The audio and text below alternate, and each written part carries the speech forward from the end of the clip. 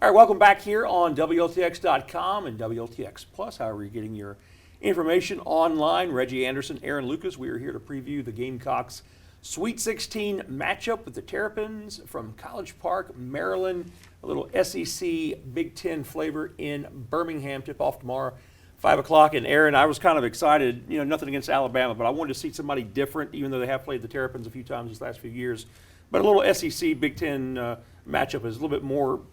I was looking forward to that as opposed to another matchup with Alabama. Well, absolutely. It's a change of pace. It's a change of environment. Not necessarily environment, but change of team. I think the SEC has shown their dominance throughout the tournament. And so having an opportunity to play against a Maryland team who's been playing well over the last couple of years and now getting a chance to face them in the Sweet 16 will be a good change up. Yeah, they had to go overtime with Alabama. And, of course, Jay Barker's kid went off for 41 points, I believe it was, in a 45 points. And I'm told in my ear, thank you, Alabama fan, 45 against Maryland in that double overtime loss to the Terrapins. So my question is, after such an emotional win by the Terrapins, how much gas they have in the tank, even though they've had a few days to recover? Well, I think that's going to be the biggest thing is if you look at the depth of their team, they've got three players that played over 40 minutes in that double overtime game.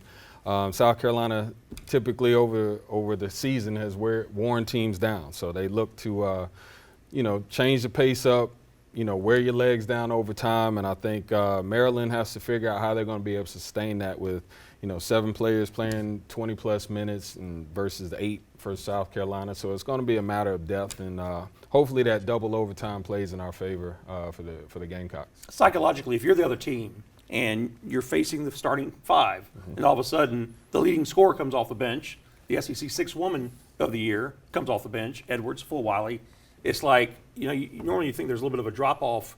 With this team, they elevate everything. Well, if you look at Tiana Paopao, you would figure she was the leading scorer, the number one player on the team, so to speak. But again, Malaysia Fulwiley, Joyce Edwards takes the majority of the shot attempts and actually plays similar minutes to Tiana Paopao and some of the other starters. And we spoke about Chloe Kitts a couple weeks ago and her impact over the last 4 or 5 games. So South Carolina can hit you from any direction. And so if you focus on one player or one, particular set of players, then they come off the bench. And I think that goes back to the people alluding to the number of McDonald's All-Americans you have on the team. So anytime you step out on the floor, you never know what you're going to get. And so hopefully, again, that will be the recipe. And I think it's been going well all season. We just have to be consistent. All right, so what did you see in the Indiana game that you figure Maryland will try to exploit? Well, I think the emphasis was to throw the ball inside to Chloe Kitts and Sanaya Fagan. I think Maryland's going to do a good job of packing the paint and forcing South Carolina to take shots. Obviously, one of the key points would be how well will Raven Johnson shoot and play on the perimeter. So obviously when you get the substitutions, that changes the dynamics of what South Carolina does. But I think Maryland, again, will try to pack the paint in, try to save some of those bodies, save the legs. I wouldn't be surprised if I saw a little bit of zone out of them. I'm surprised more teams don't go to the zone, but I guess when Carolina's hitting shots, it's like pick your poison. Well, and that goes back to the coaching staff and what they've been recruiting and bringing into this team, where now, if you look 2 years ago when everybody was packing in the paint and forcing South Carolina to shoot, now you have players that can knock down the perimeter shot.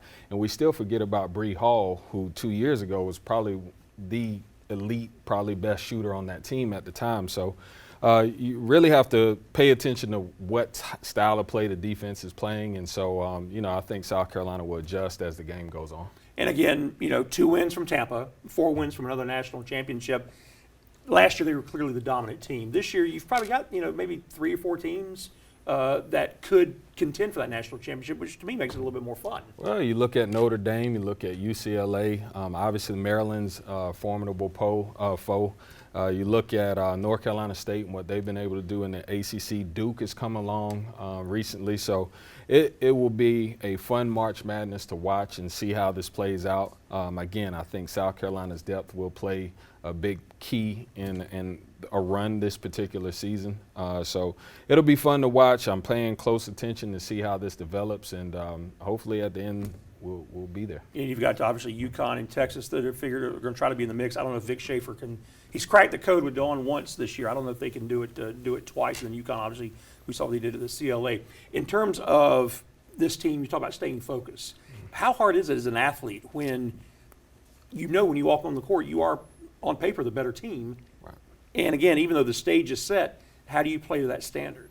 Well, you come off a season where you were undefeated, and I think that's what happened in the UCLA game. You get to a point where it's just so consistent, and you're so used to winning. You have these lulls within the game where you just get a little bit bored, and your focus isn't quite there. But I think this team over the last couple games is really kind of locked into what the overall thing that they're trying to accomplish. If you look at some of the awards from the SEC, and Don talked about this early in the year, they're giving up certain awards and recognition to keep the main thing, to quote Asia Wilson.